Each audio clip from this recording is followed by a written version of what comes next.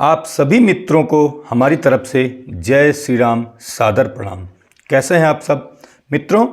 आज हम आपके सामने श्री वाल्मीकि रामायण का छठा सर्ग अवध प्रशंसा लेकर प्रस्तुत हैं।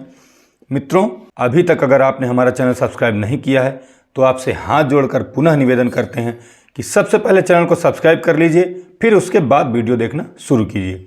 मित्रों, शुरू करते हैं आज का प्रसंग। अवध नृपन मह धर्म प्रिय सत्यशील समुदाय, नृप इक्ष्वाकु समान भे श्री दशरथ नृपराय। अयोध्यापुरी के सभी राजाओं में राजा इक्ष्वाकु के समान ही धर्मात्मा, सत्यवादी तथा सज्जनता के भंडार राजा महाराजा दशरथ जी हुए। नीति निपुण परहित रत सोई, नहीं अस भेद न जानहि जोई। धर्म परायण तेज विशाला, दीनन बंधु खलन हित काला। वह महाराज दशरथ राजनीति सहित चारों नीतियों के निपुण थे तथा ऐसी भेद की बात कोई नहीं थी कि जिसे वे जानते न हों। दूसरों की भलाई में वह सदा लीन रहा करते थे। वह धर्म में तत्पर, बड़े तेजवान और दीन दुखियों के सहायक तथा शत्रुओं के लिए काल के समान थे।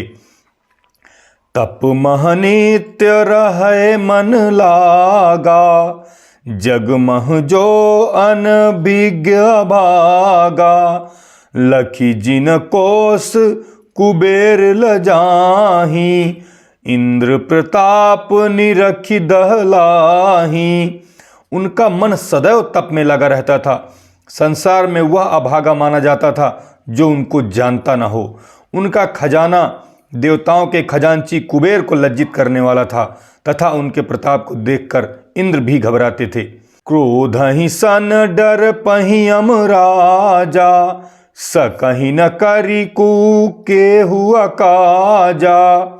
लोभ रहित धर्मज्ञ धुरंधर, सब प्रिय वीर यशस्वी नृपवर। महाराज दशरथ के क्रोध से यमराज भी भयभीत रहते थे। उनके राज्य में कोई किसी को सता नहीं सकता था। वे निर्लोभ, धुरंधर, धर्मवान तथा सबके प्यारे नामी वीर थे। आश्रित दुखित न परहि लखाई, सुख सरि जनु प्रति गेह बहाई। मेघहु उचित समय पहाई, तुष्टहि भूमि जलहि बरसाई। उनके अधीन रहने वाला कोई भी दुखी नहीं दिखाई देता था तथा ऐसा मालूम होता था कि मानो घर घर में सुख की नदी बह रही हो। उनके राज्य में बादल उचित समय पर आकर अपना जल बरसाकर पृथ्वी को सुखी किया करते थे। लखहि न नारी पति मरण, नाही पिता सुत काल। सब प्रकार सुख पावहीं, वृद्ध युवा अरुबाल। स्त्रियों के जीवन में उनके पति तथा पिता के सामने उनके पुत्र नहीं मरा करते थे और बूढ़े, जवान तथा बालक सभी प्रकार से सुखी रहा करते थे। अवेद ध्यान सब ब्राह्मण करहीं, आयु दिवस सुख पूर्वक भरहीं। पालहि धर्म निगम अनुकूला, मिलई न को शुभ मार्ग भूला। सभी ब्राह्मण वेदों को पढ़ा करते थे तथा अपने जीवन के दिन सुख पूर्वक बिताया करते थे।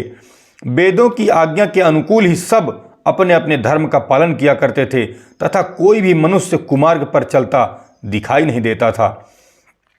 मूरख हिंसक कादर कामी, अनहि पुर बीच ए नए कहूँ आमी।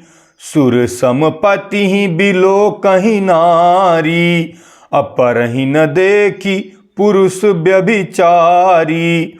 मूर्ख, दुष्ट, कायर तथा कामातुर और ईश्वर को न मानने वाला तो अयोध्यापुरी भर में कोई न था।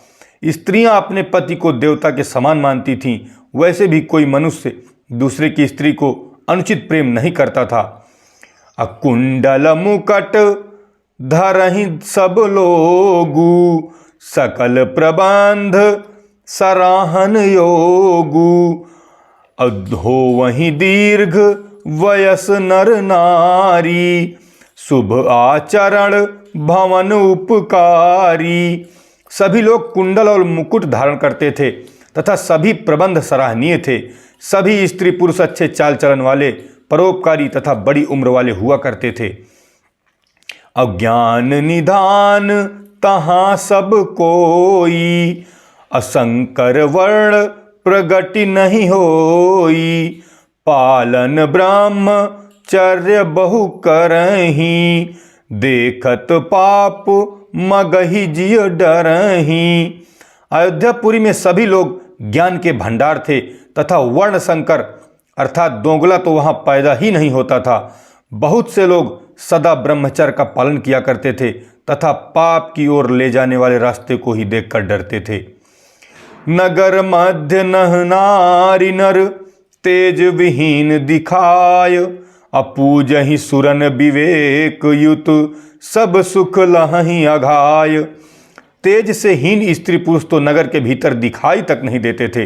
वहाँ देवताओं का पूजन ज्ञान पूर्वक हुआ करता था तथा सभी लोग पूर्ण सुखी थे। तप बल नृप दुख ब्राह्मण हरहीं, सेवा शूद्र यथा विधि करहीं। क्षत्रिय वीर प्रजा भल चाहीं, उद्यत समर हेत नित रहहीं। ब्राह्मण लोग राजा के दुखों को तप के द्वारा दूर किया करते थे तथा शूद्र विधि पूर्वक उनकी सेवा किया करते थे। क्षत्रिय तथा बलवान लोग प्रजा की भलाई चाहा करते थे और उनके लिए सदा कटने मरने को तैयार रहते थे। अब करहीं बड़ी कनिज कार्य अघाई, लावहीं द्रव्य विदेशन जाई। अरण शंका सपनिहु मन नाही, अगणित अस योधा पुरमाही।